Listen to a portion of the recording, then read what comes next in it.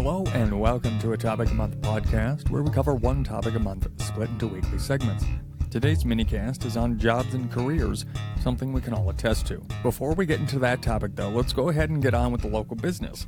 Makers Mercantile in West Duluth offer a cozy shop filled with local art, crafts, and items from Minnesota-made craftsmen and women. From clothing, backpacks, duffel bags, wooden art, and jewelry, they've got a little bit of something for everyone. Everything they sell is handmade and shows the care and thought put into their product. You can find them on Facebook and Instagram or at their website makersmercantilemn.com. They are located at 5727 Grand Avenue and open Thursday, Friday, and Saturday from 10 to 5. And now on to the minicast. Everyone's had a job. Well, most everyone. Some haven't, ever will, or know what it's like to work for and under someone else. Often it's not so bad, but every now and then you get coworkers, managers, and owners that are awful. I just might touch on that subject, but let's get a little background. I started working for Subway in Elk River, Minnesota, right off Highway 10 next to the fairgrounds. The Subway was in a gas station. It was then a Conoco. Now it's Ralphie's Minico, which used to be a BP, and before that, something else. I started there when I was 13, maybe 14 years old. I've been working for 18 solid years. Not at a Subway, which is nice. Like most young kids, fast food was about the only thing we could do, save for working for a family business, and I wasn't very good about working as a carpenter or, at the time, as a postal worker, but that'll change. This job didn't teach me much of anything other than to show up, clock in, have some frozen cookies and a sandwich, then clock out, receive a paycheck, dump it on CDs, and repeat twice a week. I worked there on and off for a while and at other locations when another franchisor bought that establishment along with several others in the Elk River area.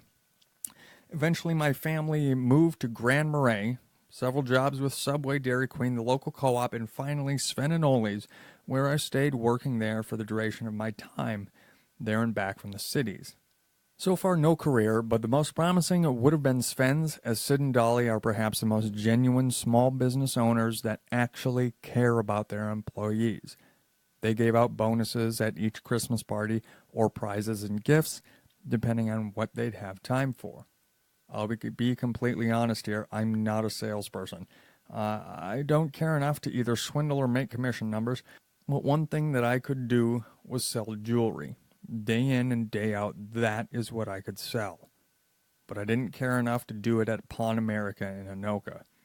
Great people there, made friends, but the job was silly, and you could see the sadness of people coming in to sell a ring that was fake. Or next door, people having to get payday loans. As a positive note, I got one of my favorite bass guitars for next to nothing there, so I had that going for me, which was nice. On to career time, maybe. To Brooklyn Park Tech, I went to study automotive and get my ASE certification. Mechanics is something, unlike the bulk of my family, that I'm good at. During that time, we had to apprentice at a shop. Stupidly, I chose Precision Tune Auto Care, working next to a meth head and under a service writer and owner, along with the owner's stepson, who could obviously care less about the job, whom of which were jackasses. Some stints in between this time of moving back and forth to Zimmerman, Elk River, and Grand Marais, I worked for Chanticleer Pizza and Rogers, which closed, then Elk River, which traded hands to new owners. Now, Brian and Missy, if for some reason you two hear this, you were awesome owners. I really enjoyed working under you. For some reason, I couldn't get away from food. I guess Americans like food, especially fast food. Anyway, moving back to Grand Marais, getting my job at Sven's, becoming manager, and finding future wife, we moved to Duluth, where we are currently. Picking up a job at Sears initially, which I've never quit a job as fast as that. Do not ever work at Sears. Boring. Incredibly boring. I honestly lasted 2 days. 2 gruelingly, depressingly boring days. It was horrid. But there was always pizza. And due north hit the spot. Brian, but not the same owner as Chanticleer, is a great owner and has great staff. I was there for a while until picking up the job at O'Reilly Auto Parts in West Duluth, where people in green shirts ask you questions about your car. 2, maybe 3 years in there, I found my career, something that helped get my wife and I out of Zenith City Trailer Park, finally, and into a house. I now work for the post office as a letter carrier. I suppose if this were a movie, you could say that it's in my blood, as my mother is a clerk, my aunt and uncle were carriers. Is it ideal? Absolutely not.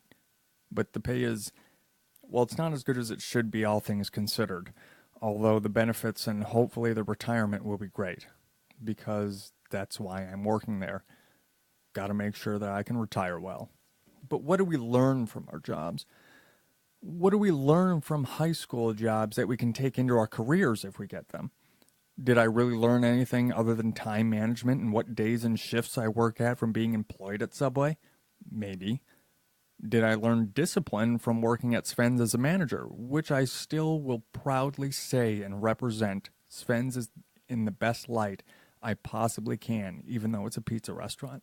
Is there something I can glean from working at Sears to go straight to a small business like Due North? Well, yes, absolutely.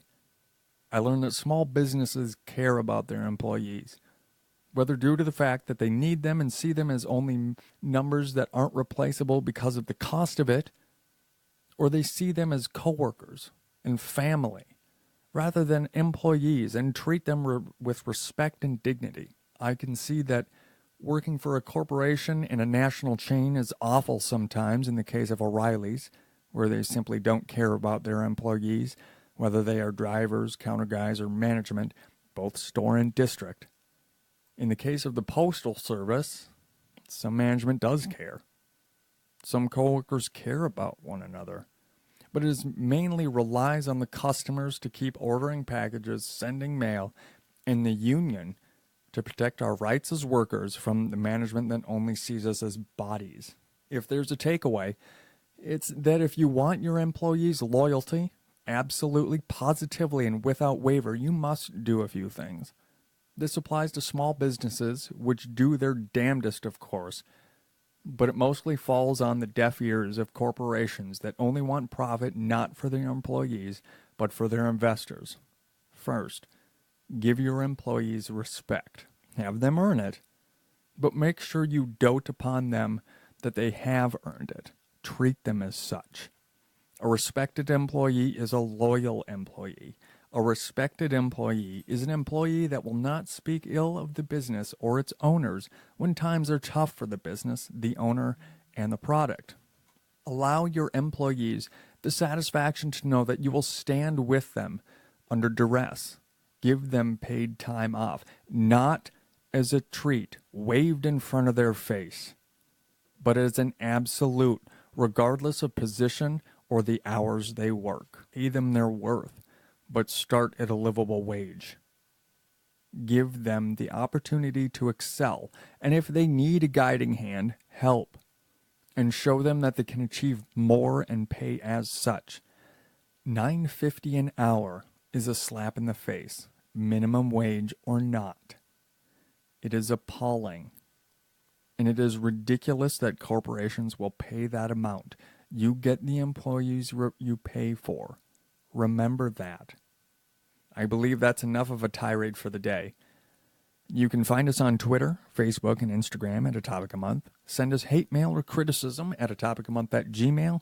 And if you're in the market to bedazzle your car, your windows, or your cat, we have bumper stickers for sale at $5 a piece if you want to visit our Patreon. It's a little gift that'll get sent in the mail. Thanks for supporting your letter carrier. Thanks, and have a good night.